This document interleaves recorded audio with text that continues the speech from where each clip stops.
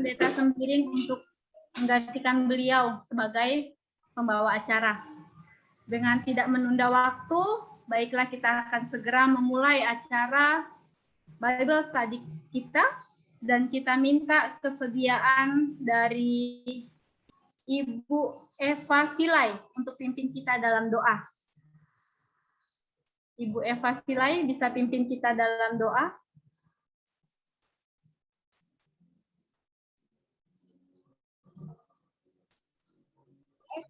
Suara saya kedengaran? Ya, terdengar, Bu. Iya, maaf saya tidak nyalakan video karena di sini lagi mati lampu. Baik, kita berdoa sama-sama. Bapa kami di surga, dipuji dan dimuliakan nama Tuhan yang kami sembah dalam Yesus Kristus. Pada saat ini melalui Zoom kami berkumpul bersama, merendahkan hati kami, mendengar sabda Tuhan yang disampaikan oleh Ibu Lady Malau. Kiranya Roh Tuhan membuka pengertian kami, sehingga kami boleh memahami semuanya. Berkati kami ya Tuhan, maupun saudara kami yang akan bergabung. Terima kasih Tuhan, hanya di dalam nama Yesus kami berdoa. Amin. Terima kasih Ibu Eva.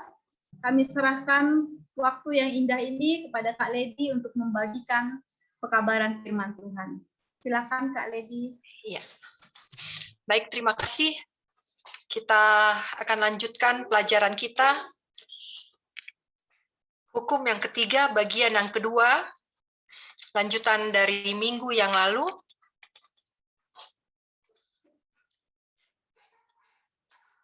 Baik, jangan menyebut nama Tuhan dengan sembarangan.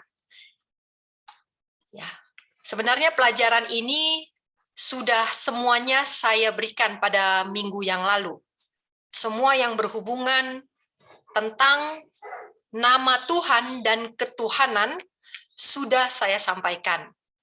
Tetapi karena kemarin koneksi tiba-tiba terputus, ada satu kata yang seharusnya saya terangkan pada minggu yang lalu, namun karena waktu yang tidak memadai, pelajaran yang cukup padat, sehingga pertanyaan-pertanyaan tidak semuanya dapat terjawab.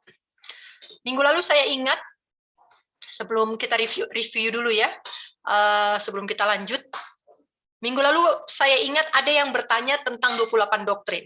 Ya, kemarin saya jawab bahwa saya tidak tahu apakah 28 doktrin ini sama dengan fundamental beliefs.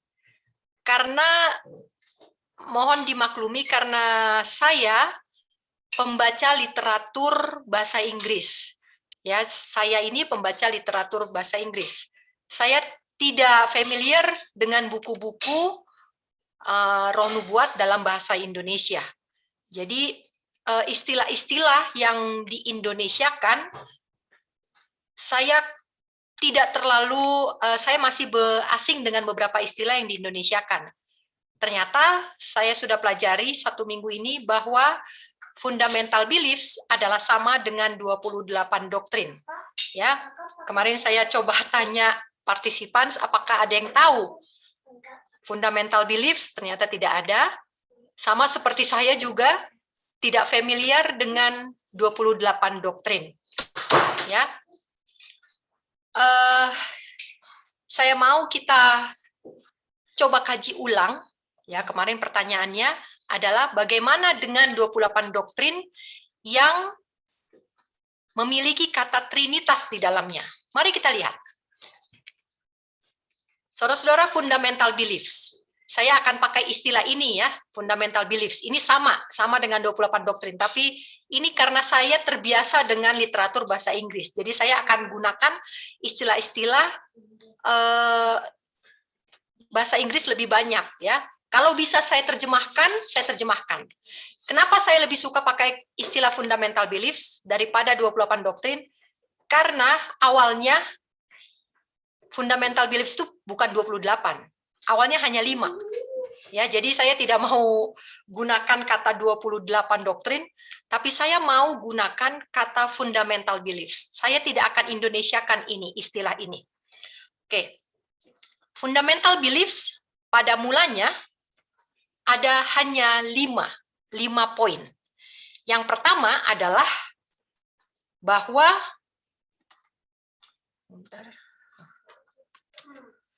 Alkitab, hanya Alkitab yang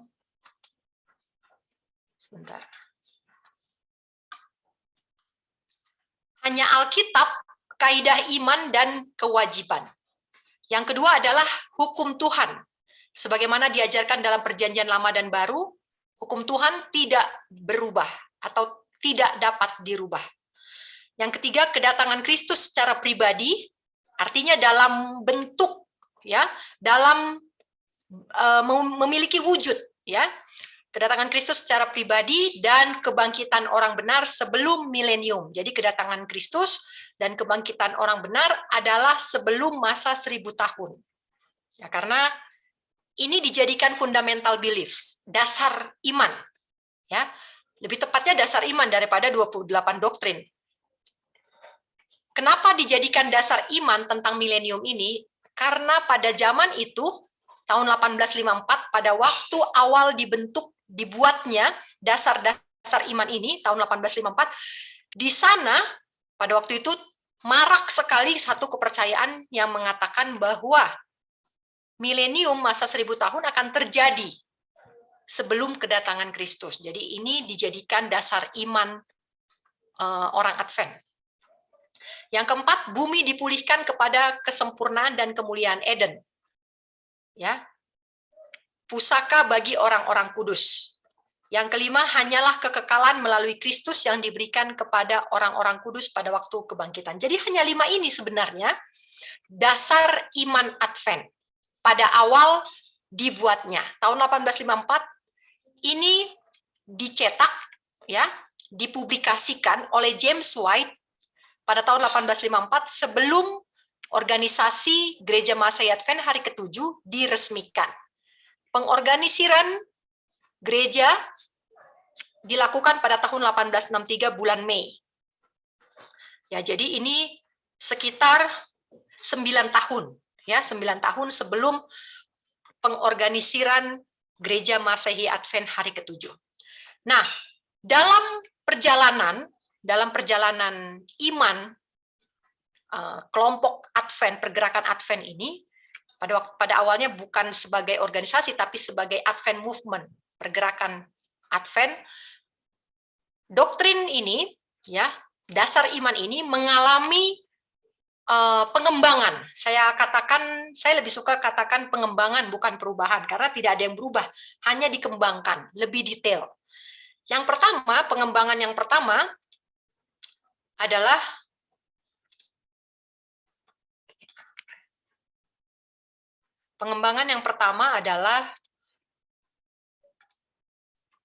kata tahun 1872, ya. Jadi pada tahun 1872 fundamental beliefs yang tadinya hanya 5 poin berubah menjadi 22 poin, ya, 22 poin.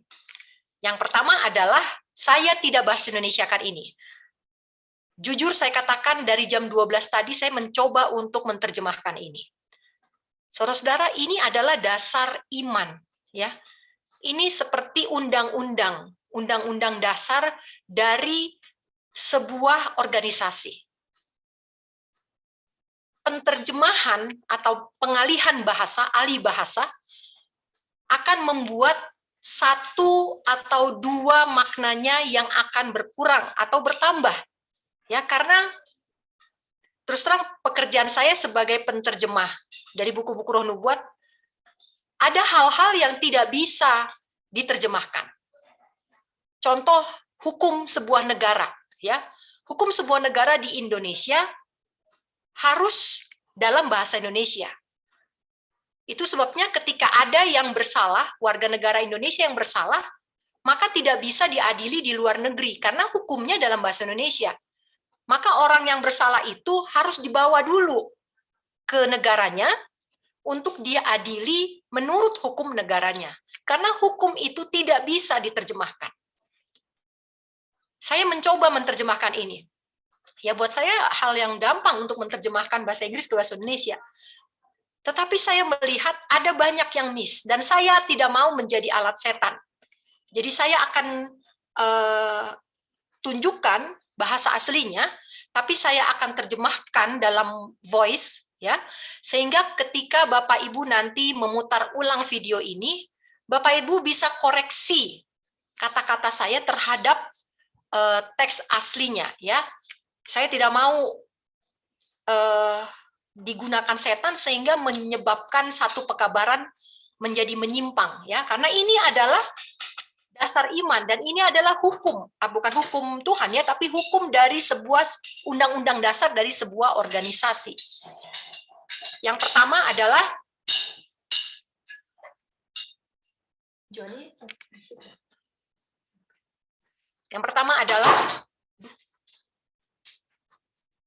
tidak, that there is one God, bahwa hanya ada satu Tuhan, a personal, ya, suatu pribadi, spiritual being. Spiritual being ini adalah makhluk roh, ya. Jadi makhluk yang roh, ya, bukan seperti saya ini personal pribadi, tapi saya punya daging, ya.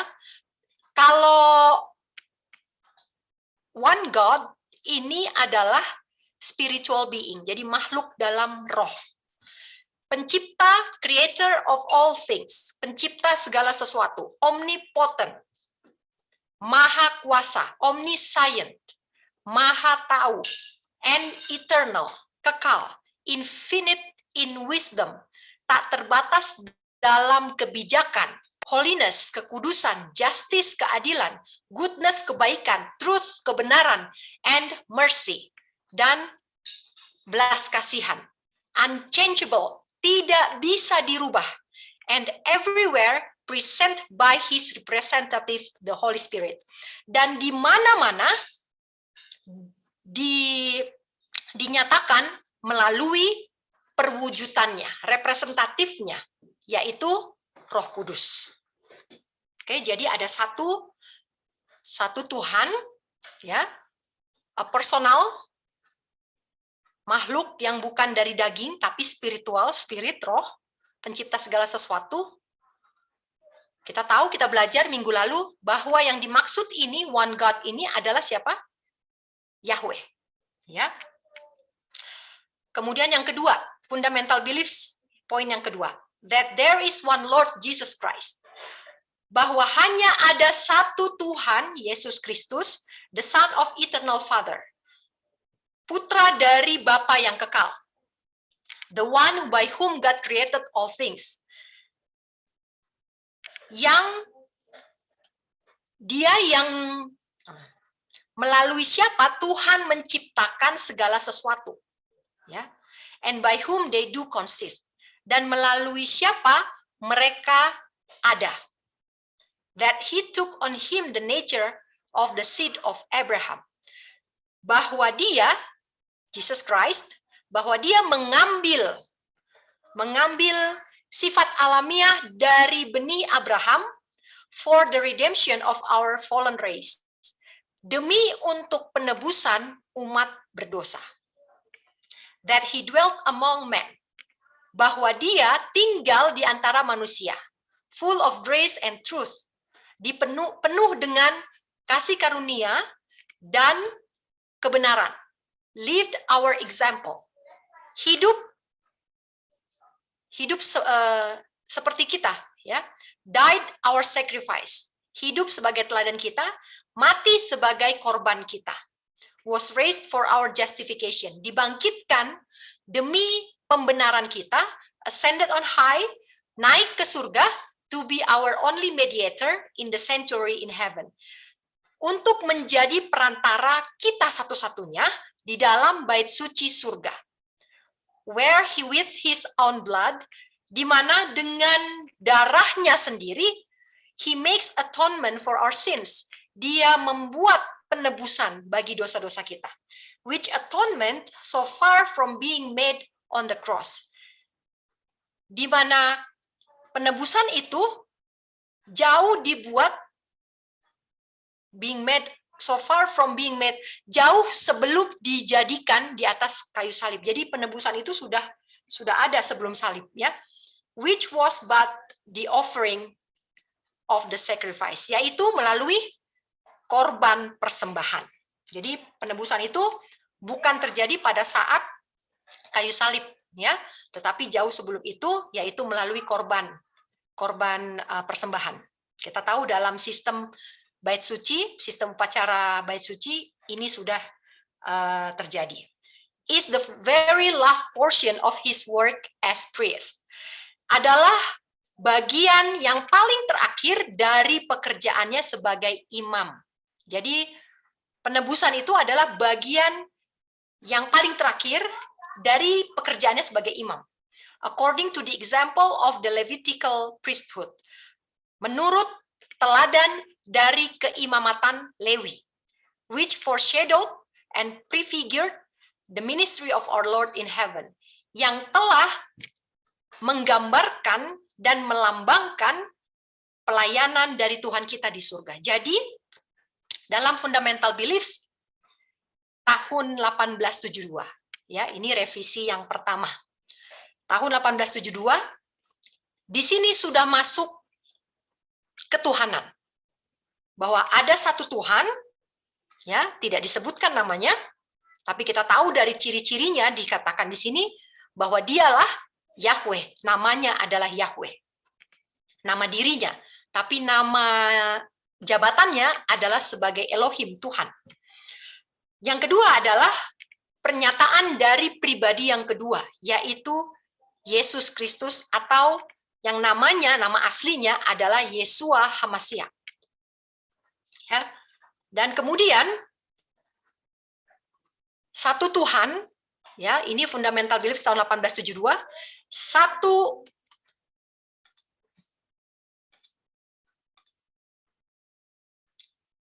Tuhan. Yang kedua adalah satu Tuhan, yaitu Yesus Kristus. Yang ketiga adalah otoritas kitab suci. Yang keempat adalah baptisan. Inilah isi dari 22 fundamental beliefs edisi tahun 1872. Baptisan, kemudian yang kelima adalah hidup baru, yang keenam adalah tentang nubuatan, yang ketujuh adalah rangkaian nubuatan, yang kedelapan adalah pertobatan dunia dan milenium sementara. Yang nomor 9 adalah, poin nomor 9 adalah kesalahan dalam pengertian nubuatan 1844. Poin nomor 10 adalah bait suci atau sanctuary. Kemudian poin nomor 11, hukum Tuhan tidak berubah. 12, hukum keempat. 13, kepausan. Pernyataan fundamental beliefs kita menyatakan nomor 13 bahwa kepausan sudah merubah hukum keempat. Kemudian nomor 14, transformasi karakter adalah pekerjaan Roh Kudus. Nomor 15, pembenaran oleh iman diikuti oleh penurutan hukum. Nomor 16, Roh Tuhan yang diwujudkan dalam karunia-karunia di dalam jemaat. 17, Tuhan mengumandangkan seruan 3 malaikat untuk menampilkan pekerjaan reformasi atas hukum Tuhan. Pembersihan bait suci, nomor 18. Nomor 19 adalah keadaan orang mati. Nomor 20 juga adalah keadaan orang mati. Nomor 21, poin nomor 21 adalah kebangkitan pertama dan kedua. Poin nomor 22 adalah bunyi trompet terakhir, orang mati dibangkitkan, orang hidup diubahkan. Jadi proses kedatangan Kristus. Poin nomor 23 adalah masa 1000 tahun atau milenium. Poin nomor 24 adalah akhir dari 1000 tahun, milenium. Poin nomor 25 adalah Yerusalem baru. Saudara-saudara, ini, tadi saya bilang 22 ya, ini 25 ya. Jadi, selain daripada poin nomor 1 dan nomor 2, ada poin nomor 16. Saudara lihat di sini, poin nomor 16. Ya. Ini poin nomor 16. Disinilah disebutkan lagi tentang Roh Tuhan. Mari kita lihat bahasa aslinya. Poin 16 ya. Sebentar.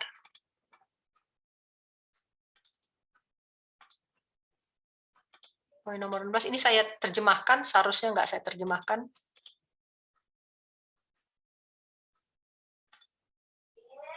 Bentar.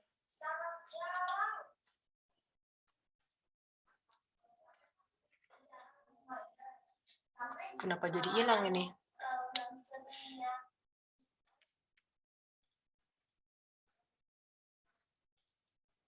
Oke, kita baca saja ya. Tadi saya ada buka fundamental beliefs. Oh, ini dia. Oke. Fundamental beliefs tahun 1872. Yang ke-16 ya. Yang ke-16 bunyinya sebagai berikut.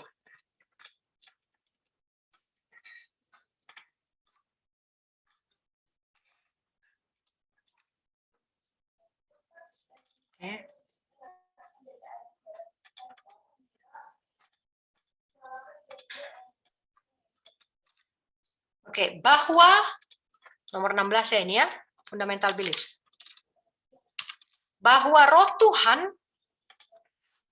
Tuhan dijanjikan untuk mewujudkan dirinya di dalam jemaat melalui karunia-karunia tertentu. Ya, khususnya di dalam 1 Korintus 12 dan Efesus 4. Kita tahu karunia-karunia roh ada di sana. Bahwa karunia-karunia ini tidak dirancang untuk mengungguli atau mengambil tempat dari Alkitab. Yang adalah cukup, jadi Alkitab itu adalah cukup untuk membuat kita bijak perihal keselamatan. Any more than the Bible, apapun lebih daripada Alkitab, can take the place of the Holy Spirit. Dapat mengambil tempat dari Roh Kudus. Bahwa dalam menentukan channel-channel yang beragam-ragam dari pekerjaan Roh Kudus. Jadi Roh Kudus cara bekerjanya adalah beragam, ya. Jadi untuk dalam menentukan itu, Roh hanya akan melengkapi, ya. Roh itu hanya akan melengkapi, has simply made provision untuk kehadirannya dan keberadaannya bersama umat-umat Tuhan sampai kepada akhir zaman. Jadi dalam bekerja, dalam mengerjakan pekerjaannya, Roh itu akan melengkapi untuk kehadiran dan kebersamaannya bersama dengan umat-umat Tuhan sampai kepada akhir zaman. Jadi di sini dikasih tahu ya, pelajaran kita kemarin juga kita bahas bahwa Roh itu ada akhirnya, ya. Pekerjaan pribadi Roh itu akan ada akhirnya. Akhirnya yaitu adalah pada waktu end of time, ya, akhir zaman. Kemarin kita belajar bahwa apa tandanya bahwa pekerjaan Roh itu sudah semakin berakhir. Apa tandanya ketika pekerjaan Roh akan berakhir? Tandanya adalah kebebasan akan semakin sedikit, ya.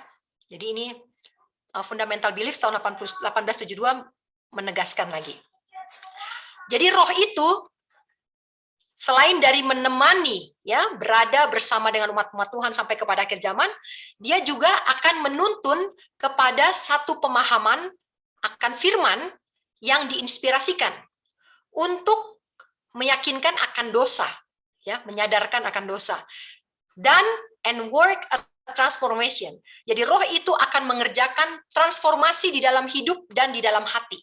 And that those who deny the Spirit, dan bahwa mereka orang-orang yang menyangkal Roh itu, ya, deny to the Spirit its place and operation, yang menyangkal Roh itu dalam hal wewenangnya, dalam hal kedudukannya, dan dalam hal pekerjaannya, sama dengan menyangkal bagian Alkitab yang menugaskan kepada Roh pekerjaan dan posisinya, tanggung jawab atau kedudukannya.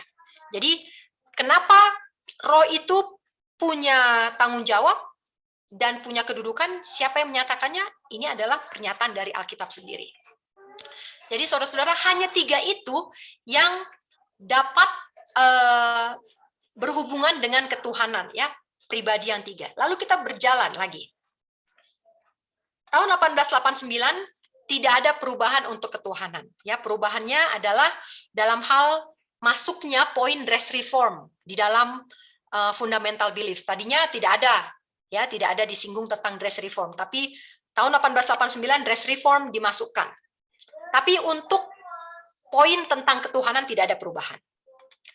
Kemudian tahun 1931, disinilah mulai masuk kata Godhead atau Trinity, Trinitas. Jadi Godhead sama dengan Trinitas, ya.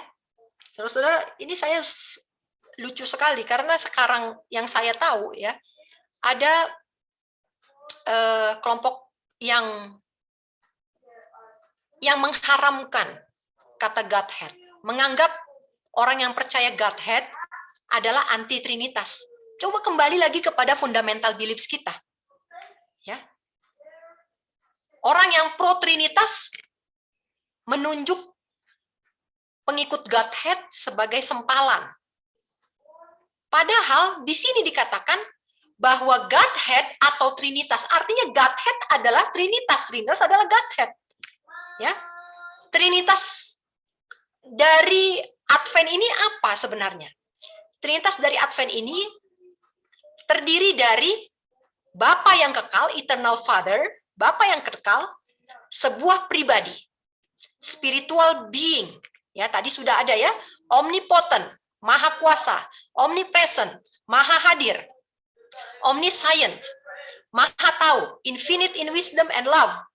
Ya, tidak terbatas dalam kebijaksanaan dan kasih. The Lord Jesus Christ, nah, itu tadi Eternal Father. Sekarang Jesus Christ adalah Son of Eternal Father, anak dari Bapa yang kekal. Melalui siapa segala sesuatu dijadikan, dan melalui siapa keselamatan dari orang-orang tebusan dilaksanakan. Ya, jadi Son of Eternal Father, putra dari Bapa yang kekal ini, dialah juga yang terlibat dalam penciptaan dan juga dalam penebusan, rencana penyelamatan. Kemudian yang ketiga dibahas the Holy Spirit. Kalau tadi dibahas Holy Spirit 1 poin, ya, revisi tahun yang sebelumnya. God 1 poin, Jesus Christ 1 poin, Roh Kudus 1 poin. Sekarang mereka bikin semuanya dalam 1 poin dari poin yang kedua, dan mereka namakan, baru di sini ada penamaan, yaitu Godhead atau disebut juga Trinitas. Ya, jadi Holy Spirit, pribadi ketiga dari Godhead, the great regenerating power, ya, in the work of redemption. Jadi person pribadi yang ketiga, yaitu Roh Kudus, ini adalah berbentuk kuasa. Lihat ini, ya, the third person of the Godhead, the great regenerating power, kuasa yang besar. Ya, kuasa yang besar, dan inilah dikatakan yang bekerja dalam pekerjaan penebusan. Saudara-saudara, siapa tadi yang bekerja dalam penebusan? Yang bekerja dalam penebusan tadi yang paling atas, ya. Ini dia, salvation of the redeemed host. Siapa yang bekerja ini?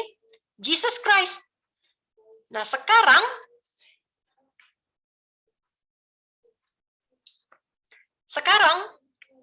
Holy Spirit dikatakan dia adalah kuasa untuk regenerating, itu adalah pembaharuan. Kuasa untuk memperbaharui. Memperbaharui apa? Memperbaharui keberdosaan kepada kesempurnaan. Inilah kuasa inilah yang dikerjakan oleh Holy Spirit. Tapi yang redeem, yang menjadi penebus, itu adalah Yeshua HaMashiach, Yesus Kristus, ya. Jadi kuasanya yang memberi pembaharuan karakter untuk digunakan dalam pekerjaan penebusan, ya. Kemudian yang ketiga, poin yang ketiga, Yesus Kristus is very God, ya. Yesus Kristus itu, Yeshua HaMashiach itu adalah Tuhan, ya. Di sini dibilang Tuhan. Dia adalah makhluk yang sama dalam sifat alamiah dan sama seperti Bapa yang kekal. Dia sama.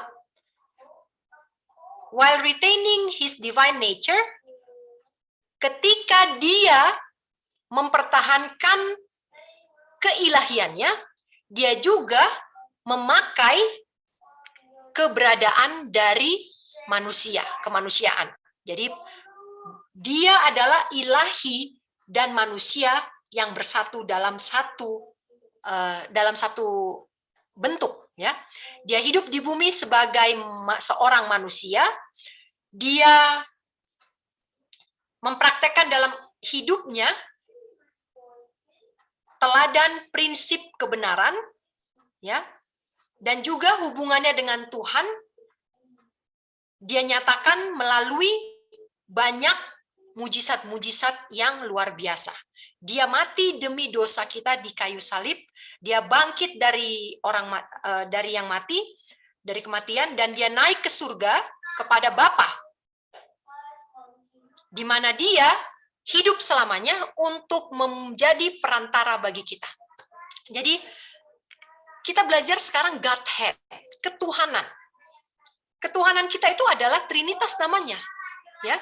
Tapi kalau kita pakai Trinitas, sementara si tanduk kecil juga pakai Trinitas, bagaimana kita bisa menyatakan bahwa saya berbeda dengan tanduk kecil?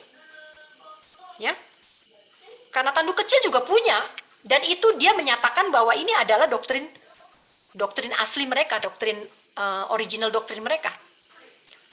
Ya.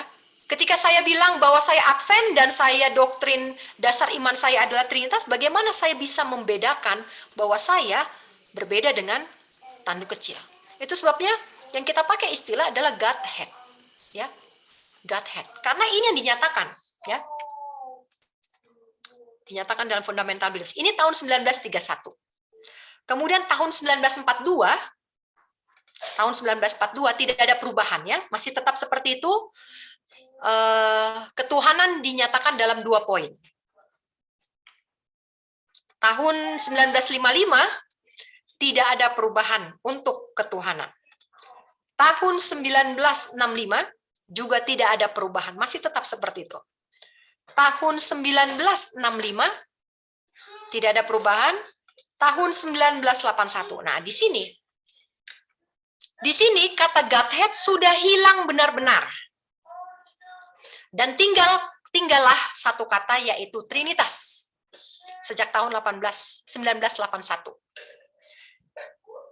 Trinitas, there is one God, hanya ada satu Tuhan, yaitu Bapa, Anak, dan Roh Kudus. Jadi, satu Tuhan terdiri dari Bapa, Anak, dan Roh Kudus, persatuan dari 3 pribadi kekal. Tuhan adalah kekal, berkuasa, maha tahu, di atas segalanya, dan maha hadir, ever present. Dia adalah tak terbatas dan melebihi dari pemahaman manusia, beyond human comprehension. Namun, dia dikenal melalui pernyataan pribadinya. Dialah yang selama-lamanya layak untuk disembah, dipuji, dan servis dilayani oleh seluruh ciptaan. Ya, jadi kata Godhead sudah hilang di sana, dan kata Trinitas mulai. Jadi tidak heran kalau pada saat ini orang yang mengakui Godhead berseteru dengan orang yang mengakui Trinitas. Kenapa? Karena nggak dikenal lagi. Godhead ini dianggap sesuatu bahasa yang asing. Sehingga orang yang menyatakan Godhead akan disangka sebagai sempalan. Ya. Padahal asal mulanya adalah sama. Lalu poin nomor 3, Fundamental Beliefs, edisi yang revisi yang 1981, poin nomor 3. Di sini diceritakan lagi tentang Father. Jadi, di sini hanya Trinitas, di sini diceritakan lagi tentang Father. Ya. Tuhan, Bapa yang kekal adalah pencipta, sumber, pemelihara, ya, sovereign of all creation, He is just, dia adalah benar dan kudus, merciful and gracious, slow to anger, ya, tidak cepat marah, dan abounding in steadfast love and faithfulness, dan melimpah dalam kasih dan kesetiaan. Nah, ini dia diterangkan, Father itu sendiri diterangkan. Ya. The qualities and powers, kualitas dia dan kuasanya dinyatakan di dalam Anak dan Holy Spirit dan Roh Kudus, yang juga adalah pernyataan dari Bapa. Jadi Anak dan Holy Spirit pernyataan dari Bapa. Terus terang, buat saya ini sudah membingungkan. Ya, saya lebih jelas waktu edisi yang sebelumnya. Ya, ketika di sini, ya, dia mencoba menjelaskan Trinitas sendiri. Trinitas itu sebagai satu poin sendiri. Kemudian ketuhanan satu poin sendiri. Ya, sementara yang sebelum-sebelumnya tidak ada seperti itu. Ketika membicarakan ketuhanan, di situ dibicarakan Bapa, Anak, dan Roh Kudus, apa peranan masing-masing. Ya, ya. Jadi orang-orang yang mengenal, ini edisi terakhir yang saya punya ya. Nah ini lanjutannya adalah tadi kan Bapa, Trinitas sendiri, kemudian Bapa tadi sendiri, kemudian poin nomor 4 dibahas tentang Anak itu sendiri lagi. Anak sendiri. Putra Bapa. Tuhan Anak yang kekal. God the Eternal Son. Menjadi berinkarnasi di dalam Yesus Kristus. Melalui dia, segala sesuatu dijadikan. Karakter Tuhan dinyatakan. Keselamatan umat manusia dilaksanakan. Dan penghakiman dunia dilakukan. Ya, di sini diceritakan forever truly God. Selamanya dialah Tuhan yang benar. Dia juga he became also truly man. Jadi dia benar-benar Tuhan tapi benar-benar juga manusia. Dialah Yesus Kristus. He was conceived, di sini dijelaskan lagi, he was conceived of the Holy Spirit. Dia dikandung bukan dari perkawinan jasmani, tetapi dia dikandung oleh Roh Kudus, dia dari Roh Kudus, and born of the Virgin Mary. Di sini dijelaskan lagi, masuk kata Virgin Mary, masuk kata apalagi inkarnasi, yang ini kosakata yang tadinya tidak ada di dalam fundamental beliefs yang edisi pionir, ya, tidak ada. Ini inkarnasi. God, the Eternal Son, ini tidak ada tadi, ya, tidak ada. Kemudian Virgin Mary mulai di sini muncul, Trinitas tadi ya kan, nomor 2 tadi Trinitas muncul juga. Nah kemudian, but perfectly exemplify the righteousness and love of God, ya, by His miracles, dengan mujizat-mujizatnya. Ini masih bicarakan Yesus Kristus. Dia mewujudkan kuasa Bapa, kuasa Tuhan, dan juga sebagai Mesias yang dijanjikan oleh Tuhan. Dia menderita dan mati secara sukarela di kayu salib demi dosa kita dan menggantikan kita. Dia dibangkitkan dari antara orang mati dan naik untuk melayani di dalam bait suci surgawi demi kita. Dia akan datang kembali dalam kemuliaan untuk melepaskan umatnya dan memulihkan segala sesuatu. Kemudian setelah dibahas tentang nomor 4, kemudian nomor 5 lagi. Ya, Holy Spirit dibahas lagi. Sekarang disebutkan God semua. Ya, kalau tadi tidak ada ya, kita coba. Nah, ini.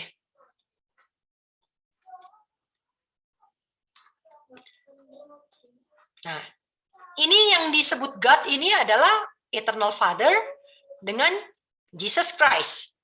Ya. Tetapi dibilang bahwa Holy Spirit itu adalah power, ya, power. Holy Spirit itu power. Tidak ada disebut apa namanya dia God, ya. Nah, ini dia.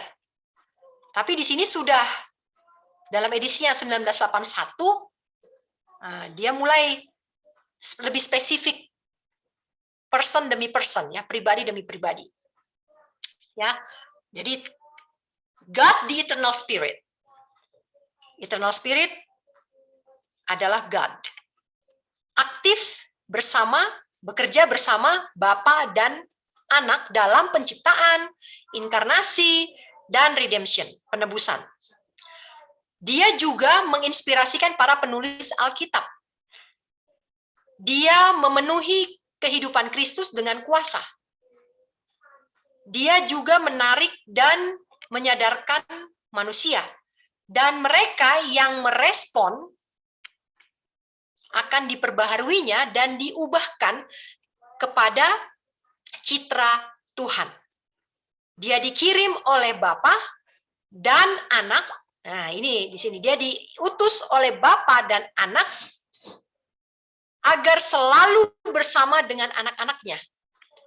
Dia memberikan karunia-karunia rohani bagi jemaat.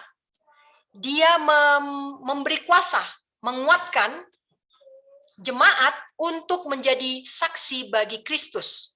Dan dalam keselarasan dengan firman Tuhan, dengan kitab suci, dia menuntun ke dalam seluruh kebenaran. Jadi, ya, di sini sudah banyak sekali istilah-istilah yang bukan terminologi dari pergerakan Advent, ya. Jadi kita harus tahu, jangan mau kita dibohong-bohongin, ya. Godhead dengan Trinitas itu awalnya adalah sama, ya. Karena saya tahu bahwa beberapa tahun yang lalu ada pemecatan orang-orang yang mengikuti aliran Godhead. Waktu itu saya juga belum tahu apa artinya Godhead, ya. Tetapi kalau kita selidiki dari awal mula pergerakan ini dibentuk, dan ini ada catatannya semua, ya. Saya tidak punya edisi yang setelah 81 karena saya punya ini apa namanya ini, ya.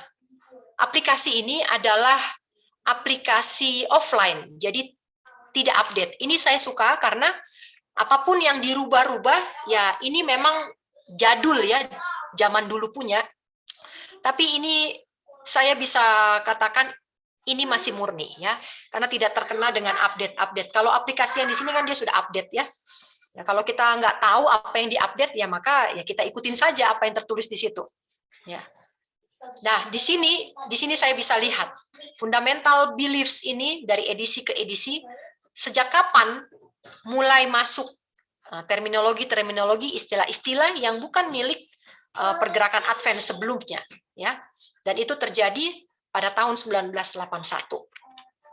Jadi saudara-saudara, itu yang kemarin bertanya tentang 28 doktrin, ya. Saya sudah jelaskan.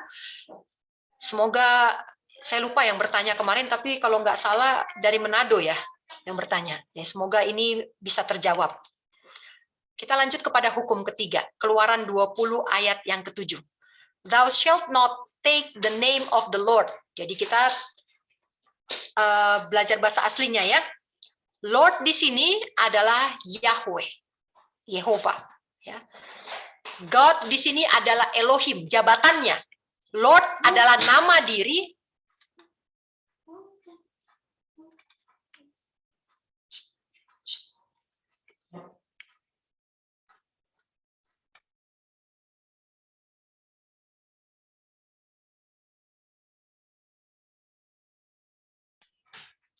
Yahweh adalah nama diri, kemudian Elohim adalah jabatannya, ya, nama jenisnya.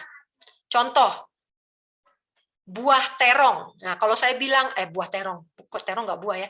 Buah pepaya. Nah, kalau saya bilang, oh saya suka makan buah, ya pasti akan ditanya buah apa. Nah, buah pepaya, buah rambutan, Nah, ini adalah nama dirinya. Tapi jenisnya dia buah-buahan kan? Iya, dia buah-buahan. Jadi pepaya, rambutan, lengkeng, durian, nangka, ini adalah nama dirinya. Nama jenisnya adalah buah. Seperti ini juga. Lord adalah nama dirinya. Ya, Yehova, Yahweh. Dan nama jenisnya dia adalah Elohim, jabatan, ya. Tidak boleh menyebut nama Yahweh, Elohim dengan sia-sia. Sia-sia ini vain. Bahasa aslinya artinya memburuk-burukan, merusak. Nah, digunakan untuk akal bulus, digunakan untuk tidak berguna, untuk menipu, untuk berbohong. Nah, apa akibatnya kalau saya gunakan nama Yahweh, Jehovah, ya? Saya memburuk-burukkan namanya, saya merusak, saya gunakan untuk menipu dan berbohong, apa akibatnya? Maka akibatnya adalah Yahweh tidak akan, apa nih bahasa Indonesianya? Bentar ya.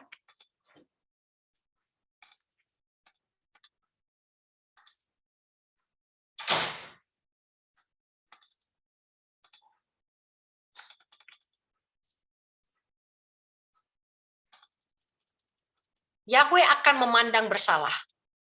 Yahweh tidak akan membuat dia tidak bersalah. Ini bahasa Inggrisnya ya. Yahweh tidak akan menetapkan dia tidak bersalah. Artinya, kalau saya sia-sia menyebut nama Yahweh, Elohim, saya sebut dengan sia-sia, untuk merusak, untuk yang tidak berguna, untuk menipu, untuk berbohong-bohong, untuk memburuk-burukan, maka saya akan dianggap bersalah. Guiltless ini adalah bukan hanya bersalah, tapi tidak bisa disucikan. Saudara-saudara, kalau saya dibenarkan, ya itu bukan karena hasil pekerjaan saya. Saya dibenarkan ini murni karena jasa Kristus. Tetapi ketika saya menurut, saya disucikan. Nah, orang yang menggunakan nama Yahweh dengan sia-sia tidak bisa disucikan. Artinya dia tidak akan bisa menurut. Menurut kepada siapa? Menurut kepada hukum-hukum Tuhan. Ya, inilah yang membuat hukum itu walaupun dia 10, tapi satu yang dilanggar sudah artinya dia melanggar keseluruhannya. Ya. Jadi orang yang menyia-nyiakan nama Yahweh itu tidak bisa disucikan. Sucikan artinya adalah penurutan kepada hukum. Jadi tidak bisa dia menurut hukum yang lain. Bagaimana mau menurut hukum keempat, mau pertahankan hari Sabat kalau hukum yang ketiga ini kita tidak clear, ya?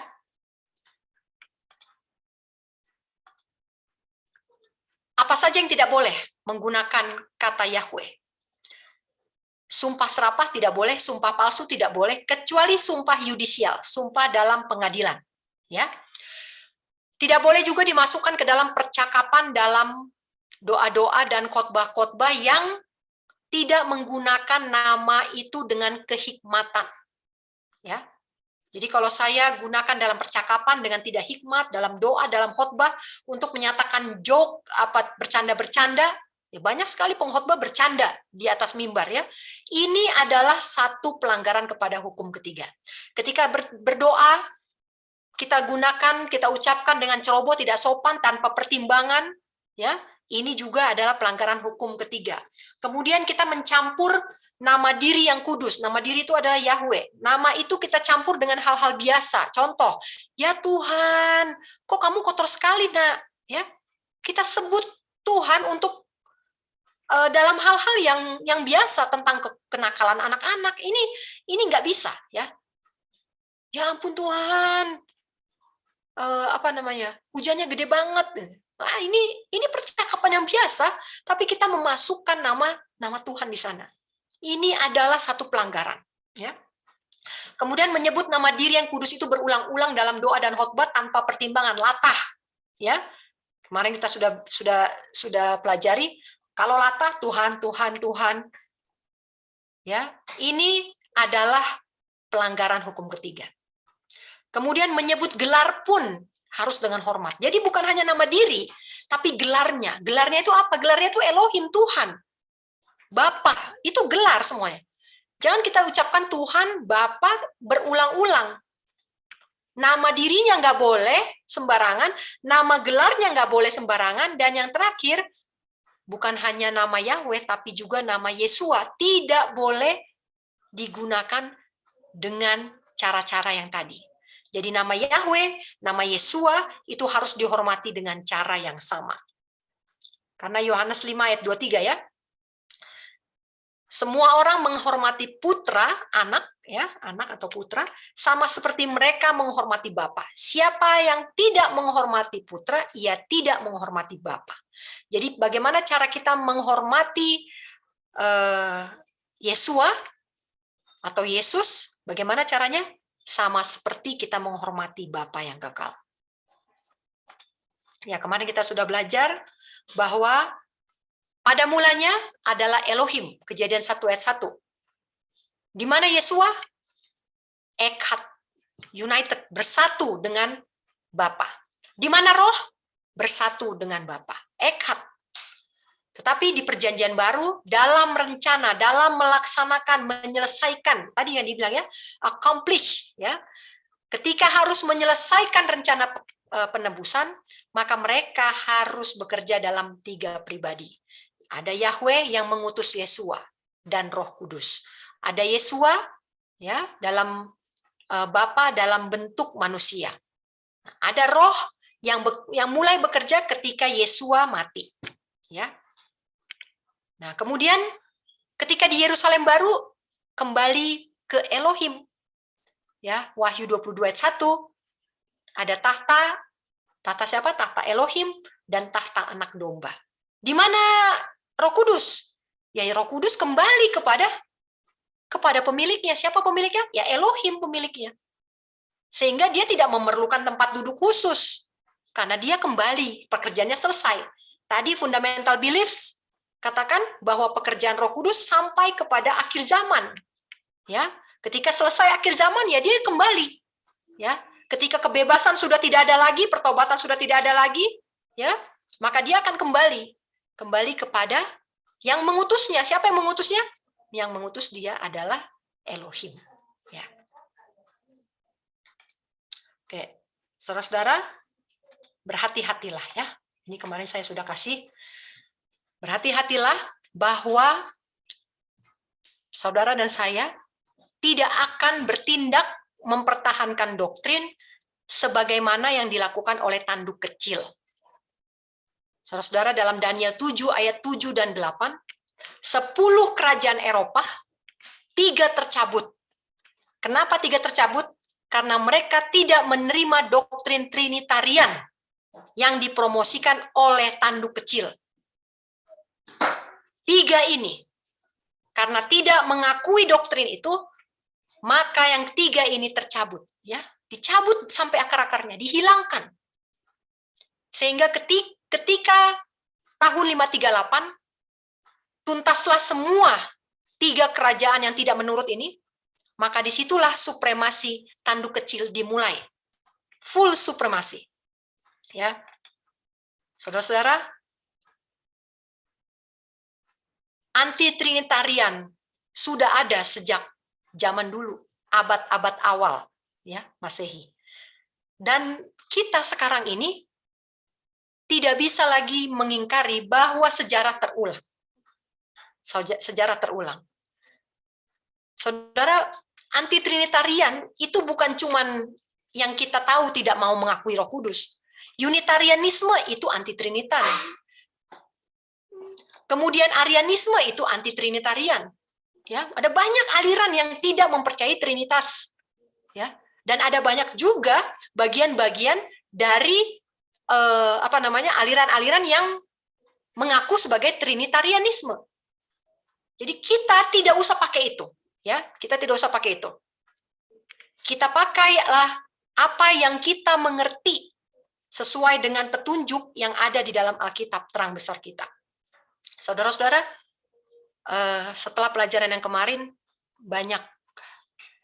banyak kecaman yang datang kepada saya. Ya, tapi saya akan selesaikan dulu ini. Ada juga komen-komen dari para peserta Zoom yang minggu lalu. Ya, saudara-saudara ingat tangga ini. Ya, langkah pertama adalah kita harus perlu Yesus. Ini steps to Christ. Tandanya adalah saya merasa bersalah. Ini tandanya orang yang perlu Yesus itu pasti punya rasa bersalah. Yang kedua adalah pertobatan. Pertobatan ini tandanya tidak membenarkan diri. Yang ketiga pengakuan. Tandanya adalah reformasi. Reformasi yang apa? Tidak reformasi sepenuhnya, tapi reformasi apa yang salah. Ya. Jadi di langkah nomor 3 ini hanya yang salah yang direformasi.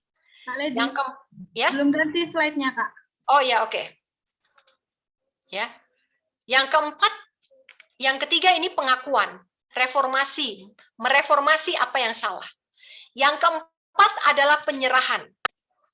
Apa yang diserahkan? Semua, reputasi, pekerjaan, kekayaan, uang, ketakutan, kekhawatiran, cicilan, semua diserahkan. Ya. Yang sudah berhenti bekerja secara profesional ini sudah di tahap yang keempat. Ya. Tapi yang masih tidak bisa melepaskan pekerjaan karena kekhawatiran akan cicilan, kekhawatiran akan pendidikan anak-anak, kekhawatiran akan masa depan, kekhawatiran segala-galanya, belum melewati tangga nomor 4. Kemudian iman dan penerimaan. Kalau sudah menyerahkan, sudah give up, ya. Ketika sudah give up, barulah muncul keberanian. Kalau masih ada yang dipegang, pasti nggak berani. Ya, ini istilah sekarangnya nekat. Kalau udah nggak punya uang, jalan kaki pun bisa. Tapi kalau masih punya uang, masih ada GoPay, masih punya mobil, ya nggak bisa jalan kaki. Ya, ini ketika sudah give up, maka kita akan lebih berani. Ya, berani untuk serahkan, berani untuk memberi, berani untuk tidak butuh bukti dulu, langsung percaya. Tahap yang kelima ini tidak berdosa lagi. Tidak berdosa lagi artinya yang dulu ini tidak dilakukan lagi. Ya. Di tahap nomor 5 ini tidak ada lagi kenangan akan dosa yang lalu-lalu. Ya. Tidak ada lagi kenangan akan ikan bakar, ayam bakar, ya, nggak ada lagi. Es krim nggak ada lagi. Mall nggak ada lagi kenangan di sini. Ya. Kemudian yang keenam, pemuritan. Kalau sudah masuk ke tangga nomor 6, maka tidak ada lagi rasa tersinggung. Ya. Disinilah, ini saya lingkari ya, yang ke-6. Disinilah penurutan sempurna terhadap hukumnya. Jadi saudara-saudara jangan ketika mengetahui, oh Yesua, harus bilang Yesua. Oh tidak boleh bilang Allah. Oh langsung cek orang ya. Oh dia masih bilang Allah. Oh kok dia masih bilang, oh kok Bapak itu masih bilang, oh kok si Anu masih bilang. Ya enggak seperti itu.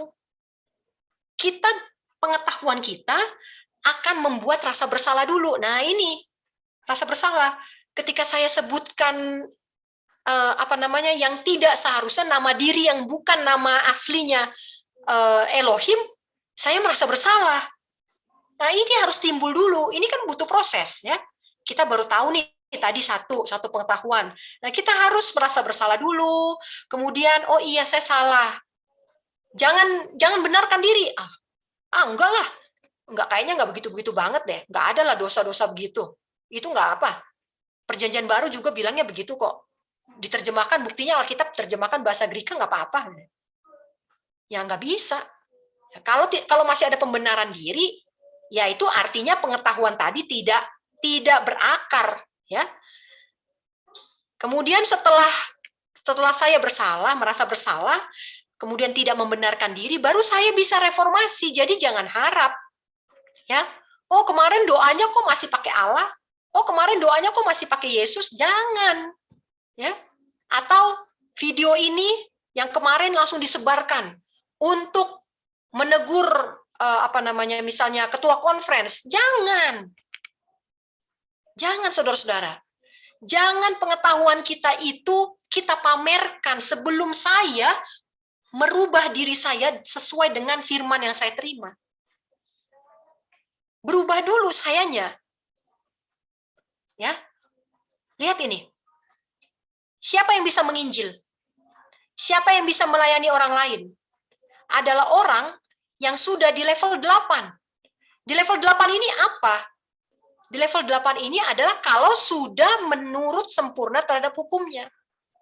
Jadi kalau saya mau menginjil, menegur orang lain, menegur kesalahan orang lain, padahal saya belum melakukan tangga yang 1, 2, 3, belum melewati ini, maka ini akan menjadi prahara. Pengetahuan ini tidak akan menjadi berkat. Dan akhirnya kita akan dituntun seperti apa yang sudah dilakukan oleh tanduk kecil.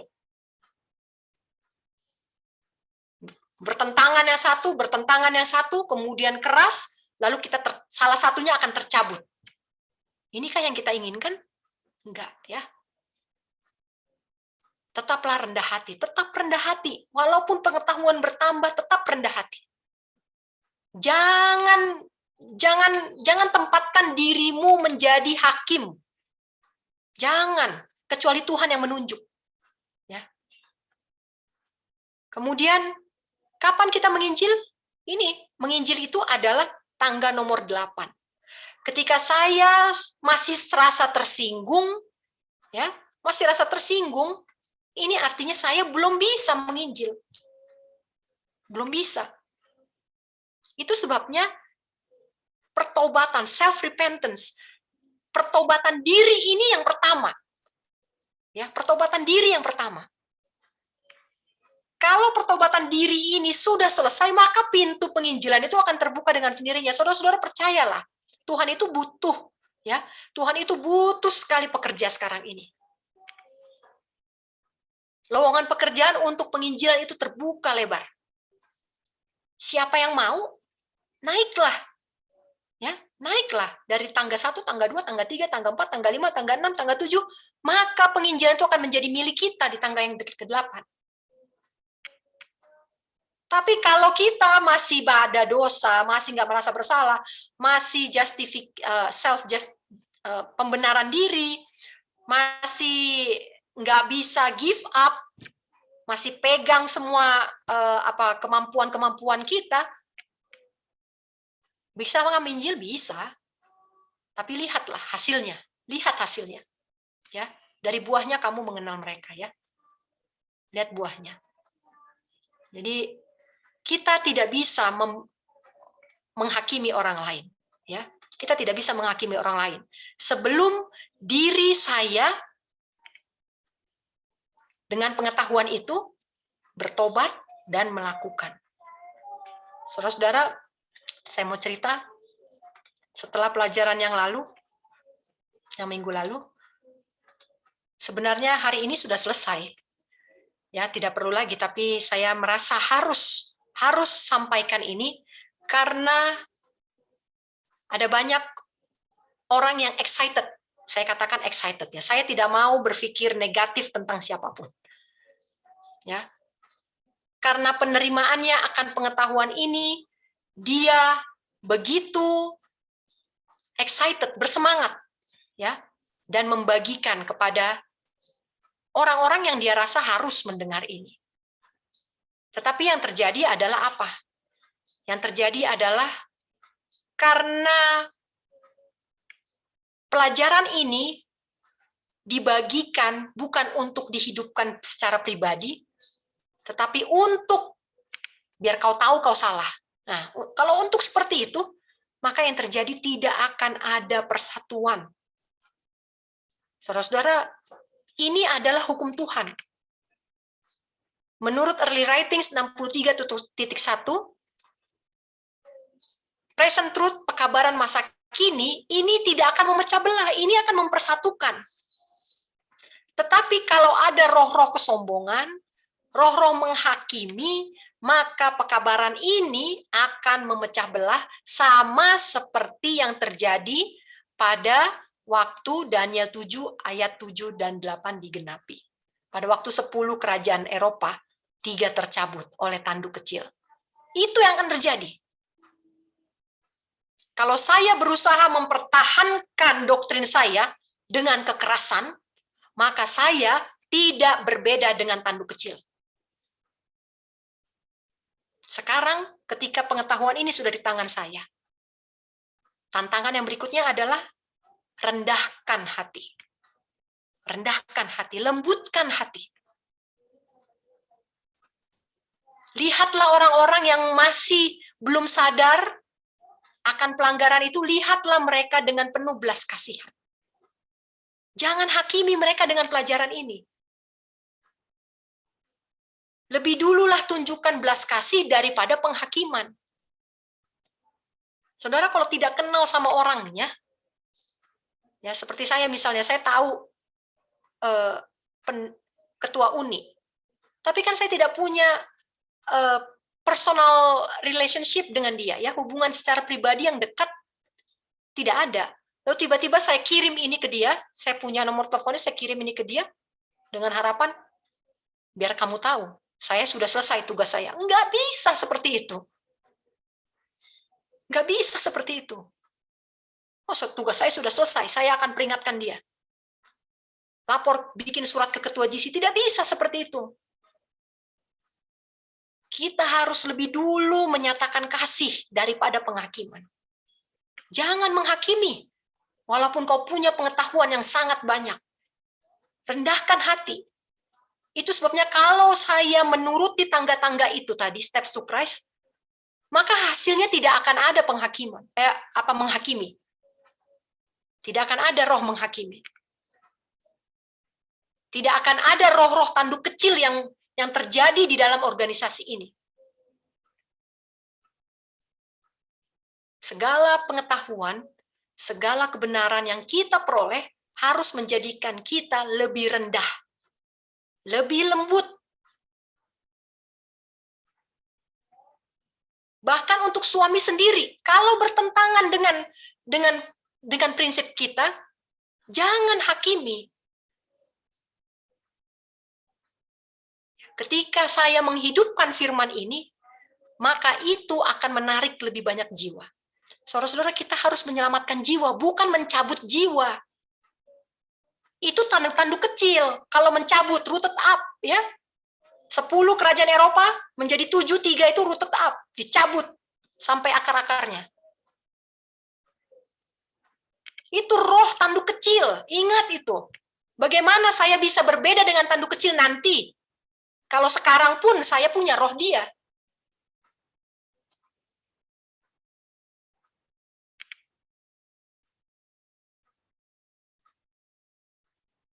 Banyak sekali kecaman yang datang, ya. Kecaman yang datang. Tapi satu pun tidak ada yang menyinggung perasaan saya. Ya. Rasa sakit hati itu sudah tidak pernah saya rasakan lagi, sudah lama. Jadi saya sangat bersyukur. Saya sangat bersyukur, bahkan WA-WA yang menyebut nama saya, ajaran sesat, segala macam. Ya, saya bersyukur untuk semuanya. Dan tidak pernah ada dalam hati saya, rasa tersinggung. Ya, sukacita itu terlalu besar. Tidak bisa dihapus dengan prahara-prahara ini. Saudara-saudara, ini baru hukum ketiga. Masih ada 7 hukum lagi. Saya tidak pernah bermaksud untuk bertentangan dengan organisasi. Saudara kalau mau baca di dalam buku Kemenangan Akhir, kisah tentang Wycliffe, John Wycliffe, baca itu, saya sangat senang dengan cerita reformator, khususnya cerita tentang John Wycliffe. John Wycliffe pada awalnya tidak pernah bermaksud untuk menentang gerejanya, gereja Katolik. Tidak pernah. Dia adalah seorang pembelajar dan sangat suka membaca. Dan ketika dia membaca, dia senang untuk mengkhotbahkannya. Dia lakukan dan dia khotbahkan. Ketemu lagi kebenaran yang baru, dia lakukan, dia percayai, dan dia khotbahkan. Ketika dia khotbahkan, sering-sering dia khotbahkan, lama-lama apa yang dia khotbahkan, kebenaran itu bertentangan dengan apa yang dilakukan gerejanya. Mata orang terbuka dengan kebenaran ini. Sehingga akhirnya dia dicap sebagai bidat. Dalam suratnya dia mengatakan, saya tidak pernah bermaksud untuk menentang gereja saya. Saya hanya mencintai kebenaran. Saudara-saudara, saya tidak pernah bermaksud. Saya tidak pernah bermaksud untuk menentang siapapun. Saya hanya mencintai kebenaran, dan adalah satu hal yang menyiksa bila saya menutup-nutupi kebenaran ini.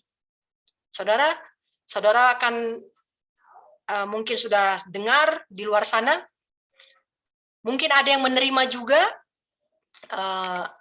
info-info yang lain. Saya berdoa supaya dengan otak yang sehat, ya, frontal lobe yang sehat.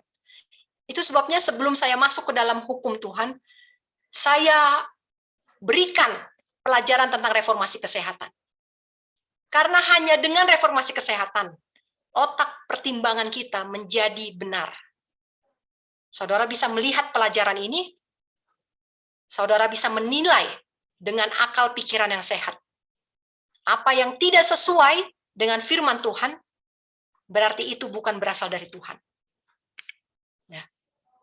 Saya harap kita semua bisa lebih rendah hati mulai sekarang. Lebih rendah hati, lebih lemah lembut. Pelajaran ini jangan di-share-share untuk menghakimi orang lain. Sebelum saya berhasil melakukannya, jangan hakimi orang lain. Ya. Sampai di sini dulu pelajaran kita. Bila ada pertanyaan, saya persilahkan.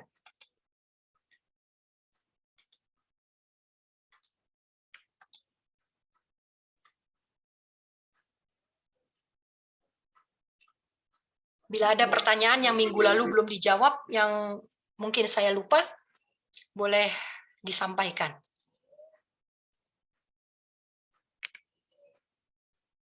Asal jangan tanya saya tentang Unitarianisme, jangan tanya saya tentang Arianisme, ya. Itu bukan dari Alkitab, ya. Itu tidak Alkitabiah. Jadi saya tidak akan menjelaskannya di sini. Kalau saudara berminat, saudara boleh cari sendiri, cari tahu sendiri tentang ajaran itu. Saya mau bertanya, Kak. Ya.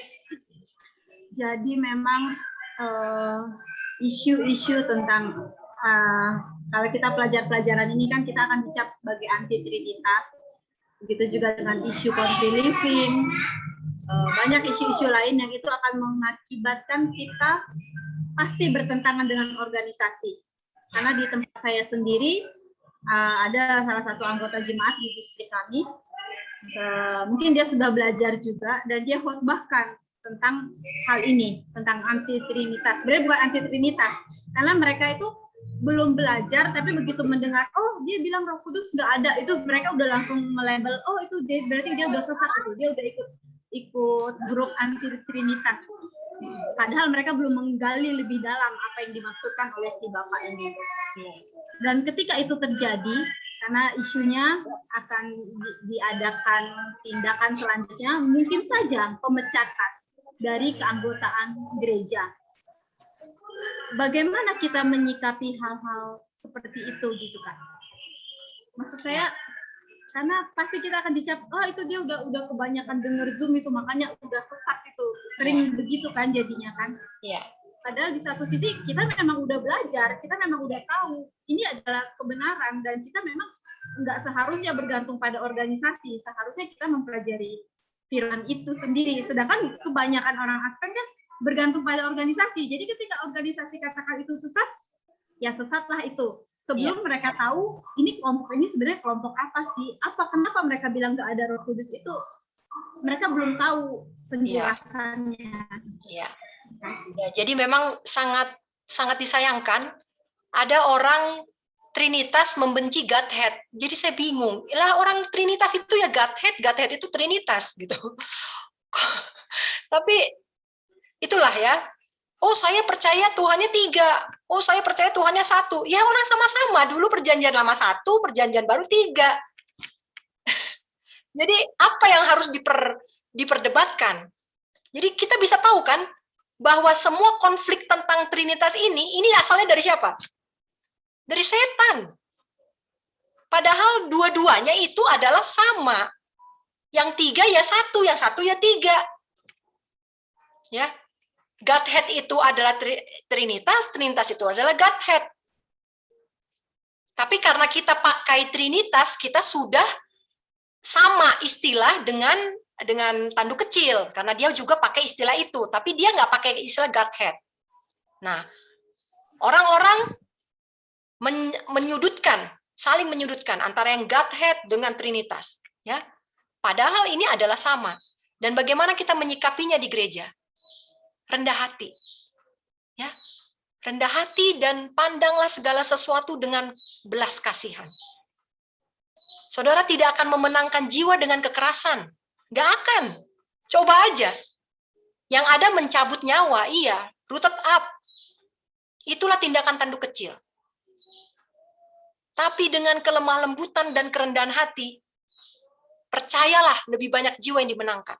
Kalaupun itu dia adalah sesat yang berkhotbah itu, yang khotbah itu yang sesat itu pun akan kembali. Tapi kalau kita mengambil jalur tanduk kecil, mempertahankan doktrin dengan kekerasan, nggak akan. Jangan kita meniru tanduk kecil. Kita harus tiru Yesus, ya. Yesua, karakternya dia yang kita tiru. Ya, jadi bagaimana cara saya menyikapi? Kita tidak akan bisa meyakinkan banyak orang di gereja, ya. Last Day Event sudah bilang, reformasi dalam jemaat itu mustahil. Ya, reformasi. Tidak mungkin reformasi dalam jemaat. Hampir mustahil. Itu sebabnya kalau kamu mau rubah satu jemaat, ya ini nggak akan bisa terjadi. Sama seperti fundamental beliefs tadi. Ya. Conversion secara dunia itu nggak mungkin, itu dongeng. Tadi ada kan words conversion, ya. Pertobatan yang seluruh dunia, nanti seluruh dunia ini akan bertobat, akan jadi satu. Nggak bisa, nggak, itu dongeng. Jadi bagaimana? Saya mulai dulu. Ya, saya mulai dulu. Itu sebabnya tadi Steps to Christ tadi adalah untuk pribadi. Jangan ngajarin orang kalau pribadi aja belum lulus.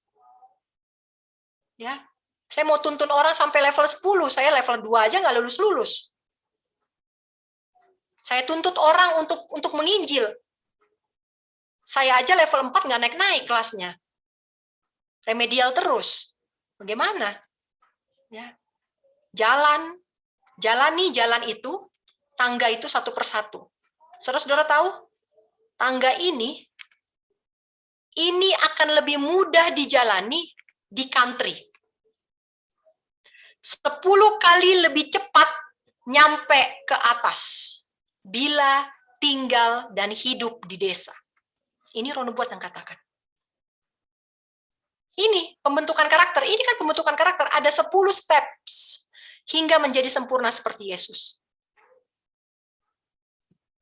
Saudara-saudara yang masih tinggal di kota, saya kasih pelajaran ini untuk teman-teman yang masih ada di kota. Ada sekitar 10 orang.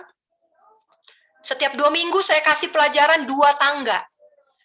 Saya tanya, sudah sampai tangga nomor berapa? 1. 2 minggu kemudian saya tanya, tangga nomor berapa? Masih 1 juga. Sampai udah 4 minggu masih 1 juga.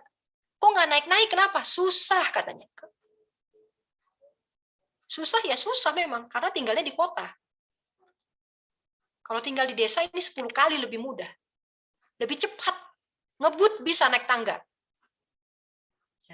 Ini pertimbangan, ya. Harusnya bukan pertimbangan lagi, harusnya desakan. Oke, ada pertanyaan lagi?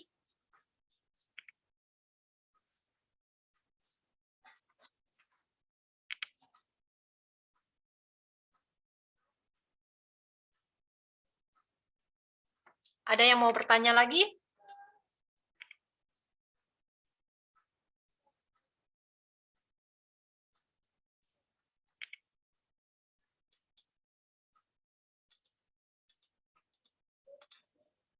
Ya, jadi satu kesaksian lagi dari sahabat-sahabat yang hadir minggu lalu, banyak yang WA ke saya pribadi, katakan bahwa pekabaran yang saya bawakan ini bukan yang baru untuk mereka. Banyak yang katakan juga, puji Tuhan, ternyata saya selama ini nggak salah perasaan saya. Ada juga yang bilang, saya sudah ngerasain sih sebenarnya dari dulu, tapi saya nggak punya dasar. Jadi saya takut jangan-jangan saya ini sedang terpengaruh oleh ajaran sesat. Jadi banyak yang ketakutan. Ada lagi yang bilang, oh ternyata penamaan nama Yahweh, Yesua itu sudah 5 tahun saya pegang. Tapi saya nggak punya dasarnya, saya nggak punya alasannya kenapa. Ya, jadi ternyata pelajaran minggu lalu bukanlah pelajaran yang baru buat banyak orang. Melainkan hanya merupakan konfirmasi dari apa yang sudah diinspirasikan oleh Roh Kudus. Dan saya yakin, ya, sama seperti tadi fundamental beliefs kita, Roh Kudus itu adalah kuasa untuk mengubahkan. Kuasa yang mengubahkan inilah yang akan mendahului pekerjaan penebusan. Jadi pekerjaan saya sekarang ini menyampaikan pelajaran, ini sudah didahului oleh pekerjaan Roh Kudus secara pribadi di dalam hati saudara-saudari sekalian. Jadi pekerjaan saya lebih mudah. Puji Tuhan. Ya. Ternyata fundamental beliefs itu masih berlaku. Ya. Fundamental beliefs yang dari abad ke-18 ke akhir tahun 1872 itu masih berlaku sampai sekarang ini. Masih terjadi.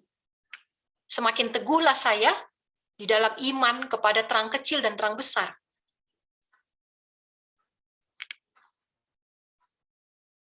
Apakah ada pertanyaan lain?